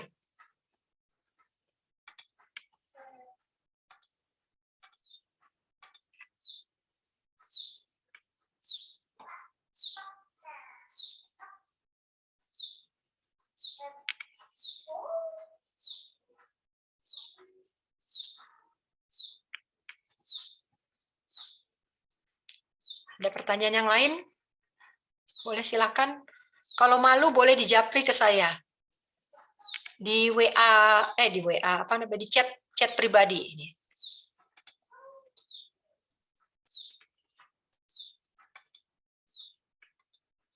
Ya, kalau malu supaya tidak ketahuan di rekaman, boleh di chat pribadi ke saya kalau ada pertanyaan. Ada Kak pertanyaannya. Oke, silakan. Kalau kita baca di Roma 8 ya Kak. Iya. 8 ayat 9 sampai 11 itu kan roh Dia yang membangkitkan Kristus ada pada Musa itu ya. Nah, kita ada kan cukup jelas ditekankan itu mengenai roh Bapa yang ada pada Kristus yang harusnya ada pada kita kan gitu.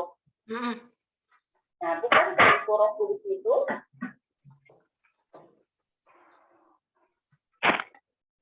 Ya. Bukankah itu Roh Kudus itu roh Bapa yang ada pada Kristus dan Roh Kristus ada pada kita? Bukankah itu Roh Kudus itu? Iya. Ini sudah kita pelajari minggu lalu, ya. Jadi roh itu adalah miliknya Bapa dan milik kemarin minggu lalu kita sudah kasih bukti-bukti ayat Alkitab ya bahwa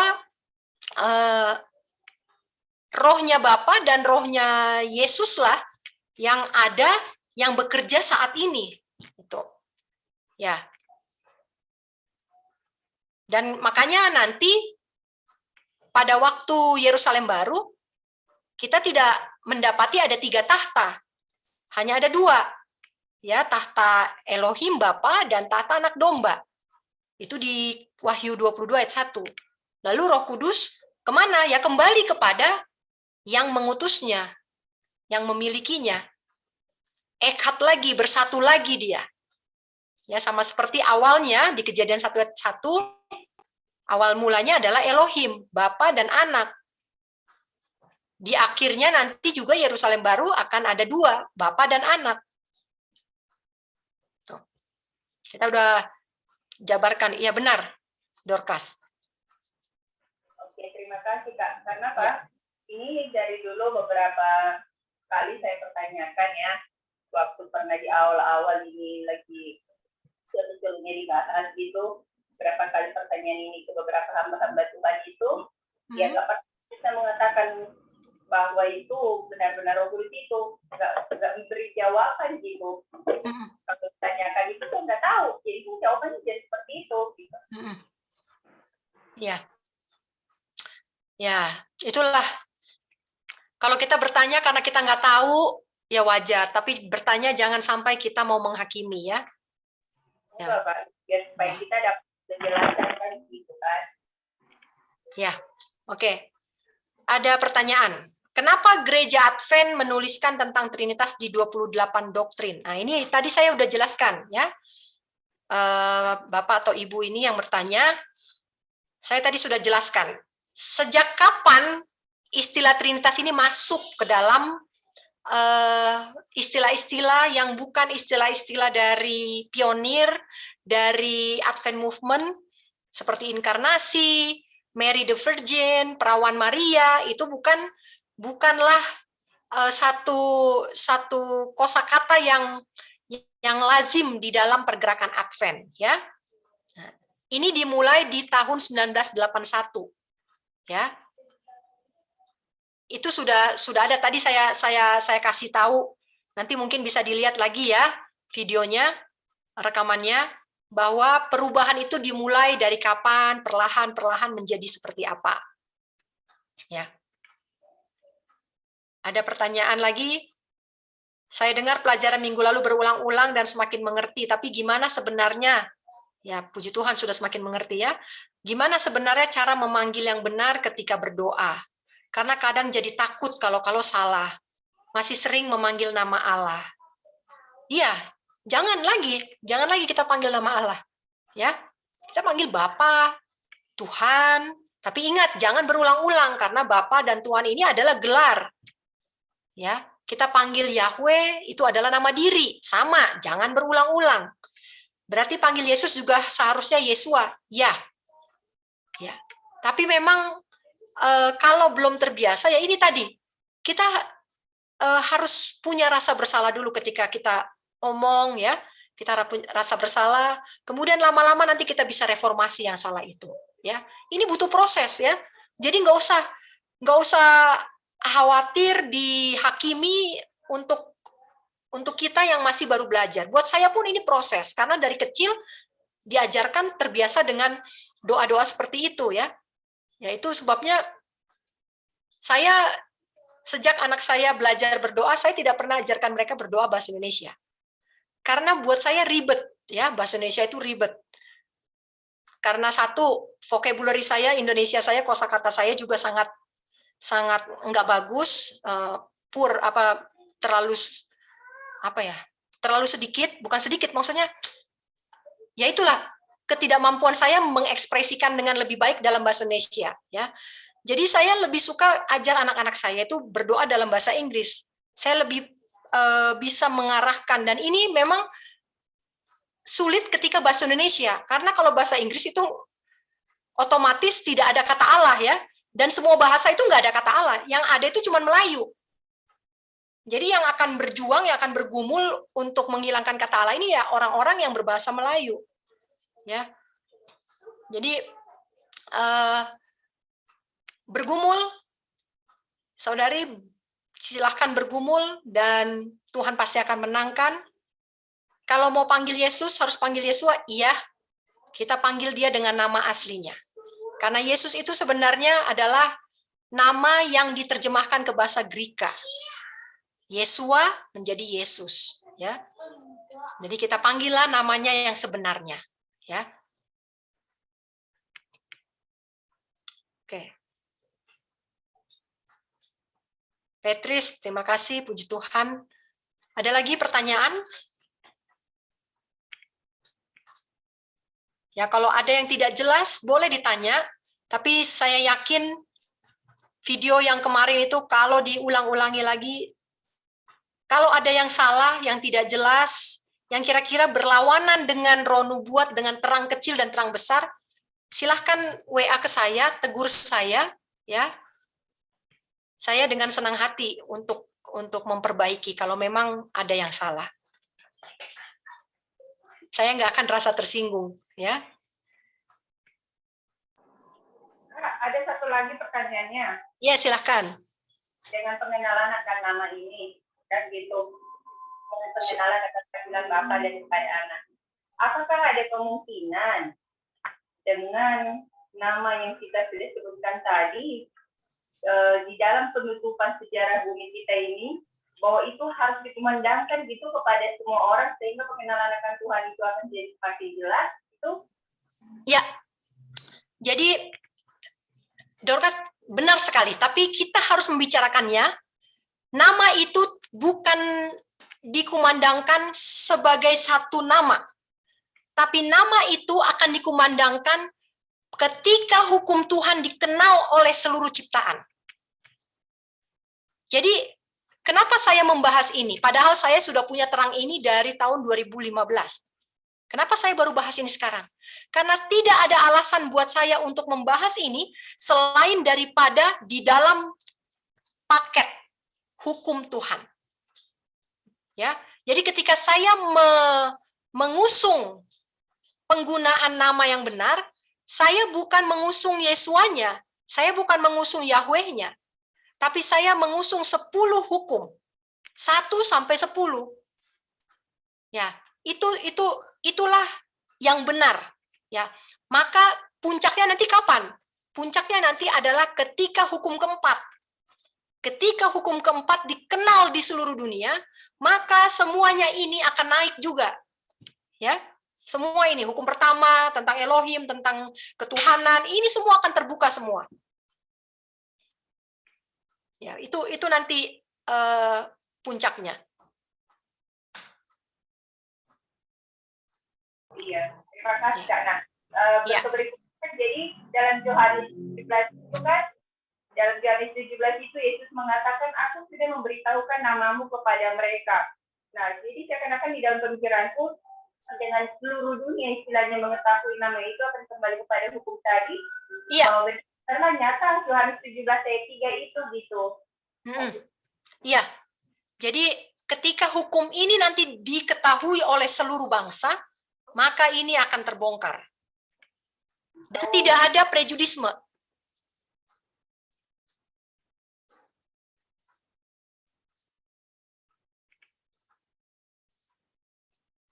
Oke Kak, terima kasih. Ya. Jadi kalau kita berdoa pakai nama Yesus, apakah doa kita tidak sampai? Nama Yesus, apakah doa kita tidak sampai? Saya nggak punya supporting statement tidak punya ayat pendukung atau kutipan pendukung yang menyatakan bahwa kalau saya menggunakan nama Yesus, ketika saya belum mendapatkan terang itu, ya, saya tidak akan dituntut untuk melakukannya. Ya, tapi ketika saya sudah tahu, ya, belajarlah roh yang akan menyempurnakan reformasi kita ini. Ya, apakah doa kita tidak sampai? Tentu sampai. Ya, tentu sampai. Ini semua yang mengingat yang dulu-dulu ya. Dulu saya masih pakai Yesus, Allah, ya. Saya nggak kenal nama diri dari Tuhan Elohim itu siapa aja. Apakah nggak sampai berarti dulu-dulu doa saya? Nah, sekarang buktinya, apakah semua doa tidak ada yang dijawab dari dulu? Enggak kan? Ya, ada kan yang dijawab dalam kesalahan itu. Itu sebabnya fundamental beliefs tadi, bahwa Tuhan itu ya adalah panjang sabar, slow to anger, ya. Jadi dia itu adalah being makhluk yang kesabarannya itu tidak terbatas, infinite in wisdom and love, ya, tak terbatas dalam kasih dan kebijaksanaan. Jadi itulah hebatnya ya, itulah beruntungnya kita, ya, itu kegembiraan. Makanya kalau saya mengingat-ingat jasa-jasa dari Elohim, jasa-jasa dari Tuhan kita, aduh, rasanya tidak ada lagi yang bisa membuat saya untuk tersinggung, ya. Rasanya selalu dipenuhi dengan sukacita, haru, syukur, nggak ada lagi yang mau dikeluhkan. Ya, walaupun seminggu ini ya lumayan berat dengan WA ini, dengan pengumuman sana-sini, ya ada beberapa conference juga yang jadi heboh dengan pendeta di Jakarta juga WA kemana-kemana dengan menulis nama saya, tapi satu pun juga tidak ada yang membuat saya berduka cita. Ya, karena ketika mengingat tentang infinite love, ya, saya sudah kenal Tuhan saya yang kasihnya tidak terbatas. Wah, apalagi yang harus kita takutkan, ya. Baru-baru ini anak saya sakit COVID di kota. Pihak keluarga mengharuskan saya pulang dari CL untuk membereskan urusan keluarga. Kadang-kadang saya membela diri. Itu salah karena dianggap membenarkan diri. Apa yang harus saya lakukan? Ya, jangan membela diri. Ya, jangan membela diri. Kalau masih membela diri, ingat tadi steps to Christ. Melayani orang lain, itu artinya saya sudah menginjil. Itu artinya saya sudah di level 8. Ya. Kesempurnaan Kristus itu setelah 10. Jadi kalau kita diminta untuk datang, datanglah. Ya, layanilah. Apa yang harus dipertahankan? Untuk apa membenarkan diri? Toh kita ini manusia yang paling berdosa. Mau membenarkan diri 1 kali, padahal dosanya 20 kali. Ya. Jadi, berhentilah membenarkan diri. Justru kalau bisa, salahkan diri terus. Ya. Kalau ada yang harus disalahkan, itulah adalah saya. Saya selalu tempatkan diri seperti itu dalam keluarga. Kalau ada satu masalah, siapa yang salah di sini? Ya udah, itu salah saya. Ya, dengan cepat, itu dengan cepat dan ringan dan tidak tersinggung kalau dipersalahkan. Ya, jangan kita bilang kita nggak membenarkan diri, tapi kalau dibilang orang salah, oh kita tersinggung, marah.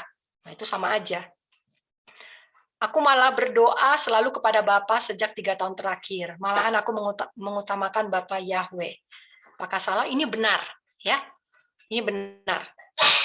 Ya, berdoa kepada Bapa di dalam nama Yeshua Hamasiah, ya, di dalam nama Yesus Kristus, ya. Kalau berdoa harus melalui nama anaknya, karena Bapa sudah menyerahkan otoritas, sudah menyerahkan dominion, kekuasaan, kerajaan kepada anaknya, ya. Dan yang mengadili kita nanti, menghakimi kita nanti adalah anak, ya, bukan Bapa lagi. Oke, terima kasih. Baik. Ada lagi? Kalau tidak ada, Mau bertanya, Kak? oh iya, silakan. Kalau untuk berdoa, ini pertanyaan pribadi, maksudnya gini, kalau kita berdoa terus kita bilang, saya lepaskan berkat ini kepada mereka, itu boleh nggak sih, Kak, begitu? Lepaskan, saya melepaskan berkat ini kepada mereka. Emangnya saya yang ngasih berkat? Justru itu mau bertanya dalam hal berdoa, boleh Kak? Enggak. Salah. Tadi ada kutipannya kalau nggak salah. Yang pemberi berkat itu adalah pemelihara, itu providence, itu adalah Bapa. Sustainer of life, pemelihara hidup. Ya, saya melepaskan berkat ini, enggak. Bukan saya ini orang berdosa. Bahkan dalam steps to Christ ini, lihat nih. Ini doa itu baru nomor 10 loh. Doa itu nomor 10. Setelah pengetahuan akan Tuhan, setelah bisa bekerja dan hidup, menginjil, itu baru doa. Baru doanya unggul.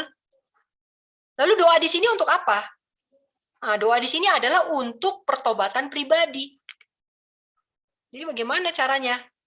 Kita mau berdoa memberkati orang. Ya, terakhir dalam nama Yesus aku ganti Yesua, ya. Ya, memang pertama-tama kita susah, tapi percayalah, ini membuat kita lebih berhati-hati dalam berdoa. Nggak asal-asalan, nggak latah, nggak ringan mulutnya, tapi lebih menggunakan pertimbangan. Nah, inilah yang doa yang dimaksud. Jadi menggunakan kata ketuhanan itu dan gelarnya dengan penuh pertimbangan, ya.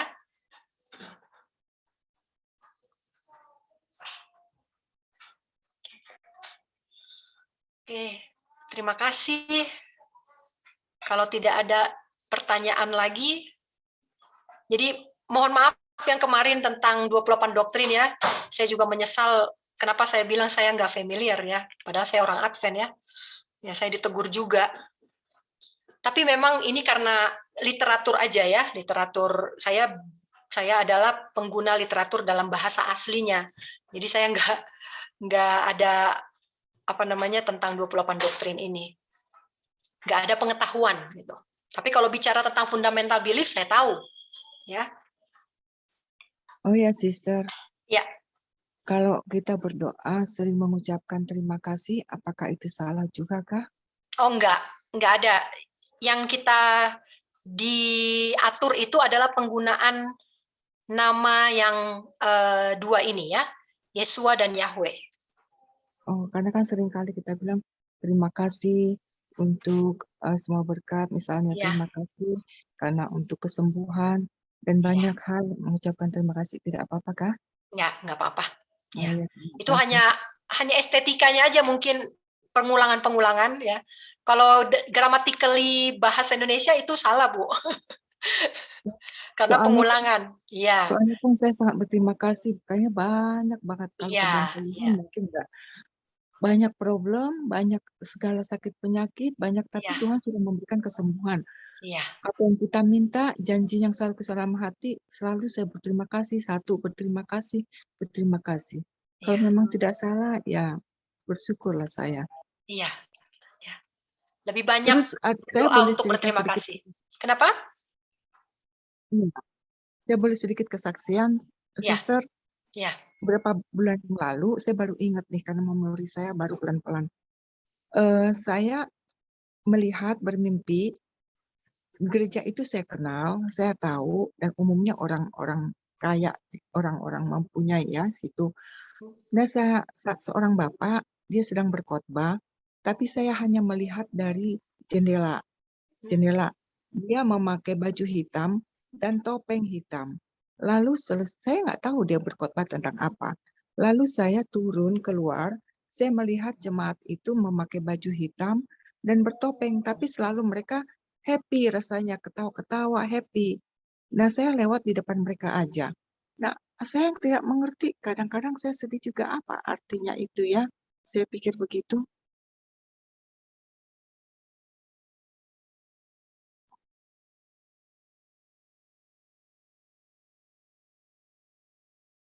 Halo?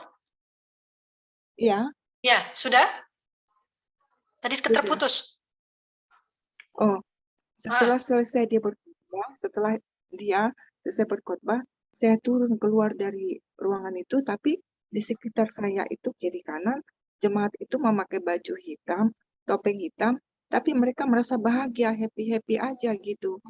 Saya nggak mengerti, kadang-kadang nggak mau mengira-ngira, nggak mau menerka-nerka. Saya nggak ngerti Tuhan apa artinya, saya bilang.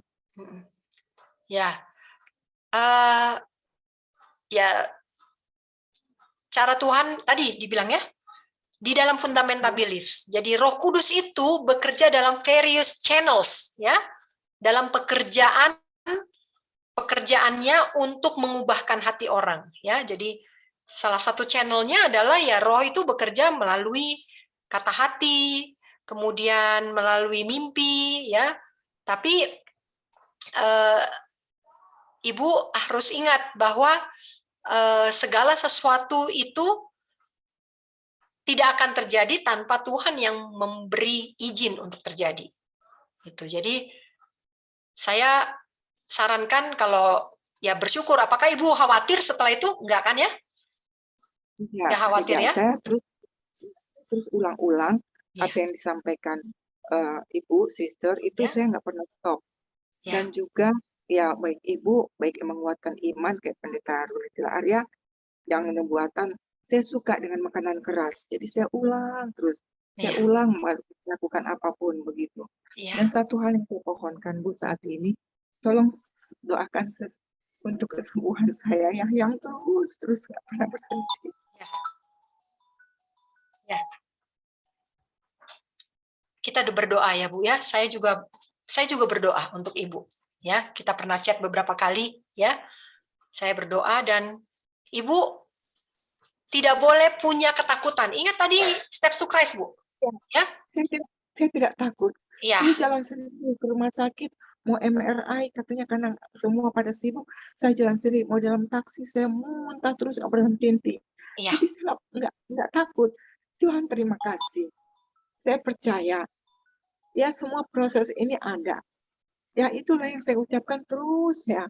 Terus saya memohon kehendak-Mu yang jadi. Jadi saya nggak pernah mengeluh. Ya. Nggak makan 1 hari nggak apa-apa, nggak minum 1 hari nggak apa-apa, nggak bisa. Ya.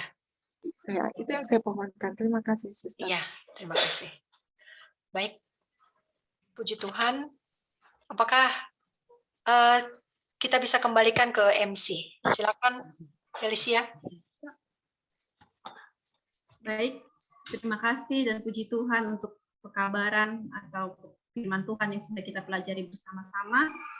Dan untuk closing statement, kami kembali persilakan kepada Kak Lady dan ditutup doa oleh Kak Lady. Ya, Bapak Ibu sekalian,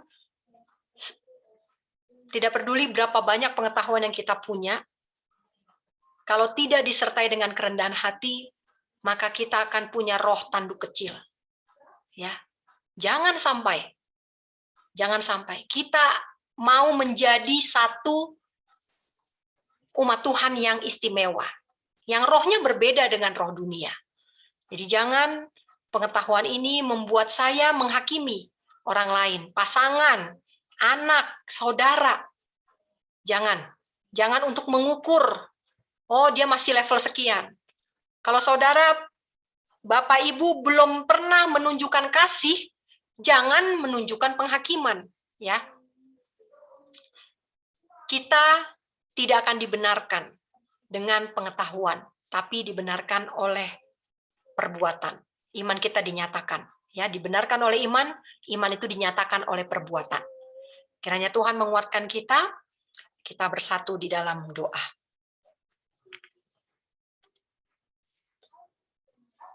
Bapa kami yang bertahta di dalam kerajaan surga, kami puji dan muliakan nama-Mu untuk kesempatan kami boleh berkumpul membahas firman Tuhan pada sore hari ini. Ya Bapa, terlalu banyak, terlalu tinggi pengetahuan yang kami hendak jangkau.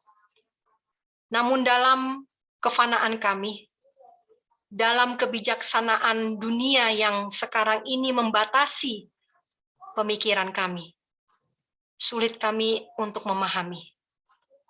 Biarlah makanan ini tidak kami muntahkan, melainkan pelan-pelan kami menikmati rasanya, mengunyahnya, kemudian menelannya, sehingga akhirnya makanan ini membawa nutrisi bagi tubuh rohani kami. Bapa, kami tahu bahwa kami saat ini sulit untuk merubah, sulit untuk mereformasi apa yang ternyata selama ini salah. Kami mohon agar kiranya kekuatan dari surga menjadi bahagian kami. Hanya Engkau ya Bapa, Engkau saja yang memiliki kuasa, dan melalui kehadiran Roh Kudus yang Engkau utus, kami akan sanggup untuk mengubah, berubah, dan mereformasi apa yang harus kami lakukan supaya kami dapat menuruti hukum-hukum-Mu dengan sempurna. Ya Bapa, kami berdoa untuk Ibu Deborah. Bapa, Engkau izinkan satu musibah telah terjadi dalam hidupnya, yang sampai saat ini dia syukuri sebagai satu titik balik. Dia boleh datang mencari Tuhan. Sekarang dia bergumul untuk kesembuhan yang sempurna. Dia rindu untuk menuruti hukum-hukum-Mu. dengan kemampuan yang sedikit demi sedikit dipulihkan. Dia berusaha untuk sempurna di dalam penurutan. Bapak lihatlah perjuangannya, lihatlah pergumulannya, hiburkan dia selalu, bersamalah dengan dia. Apabila engkau berkenan, ini aku, utuslah aku kepadanya, supaya dia pun beroleh penghiburan dari surga. Bapa dalam surga, kami serahkan seluruh saudara-saudara yang hadir pada sore hari ini ke dalam tangan pengasihan Tuhan. Bapa, engkau lihat roh pemberontakan, roh kekerasan semakin dirasa normal untuk dilakukan demi mempertahankan doktrin. Ya Bapa kami, tolong kami supaya kami tidak serupa dengan dunia. Tidak ada yang dapat menggantikan roh kelemah lembutan dan kerendahan hati. Karena itulah sifat Kristus. Itulah sifat yang engkau telah teladankan untuk kami. Bapa, kami mohon agar engkau menolong kami. Apabila roh-roh itu menggoda kami dan hendak menjatuhkan kami. Biarlah engkau sadarkan kami, dan kami kembali memandang hanya kepada surga dan kepada teladan yang sudah ditinggalkan oleh anakmu ketika hidup di dunia ini. Terima kasih Bapa. Terima kasih untuk pengorbanan anakmu yang telah menjadi juru selamat kami, Yesua HaMasiah. Amin. Amin.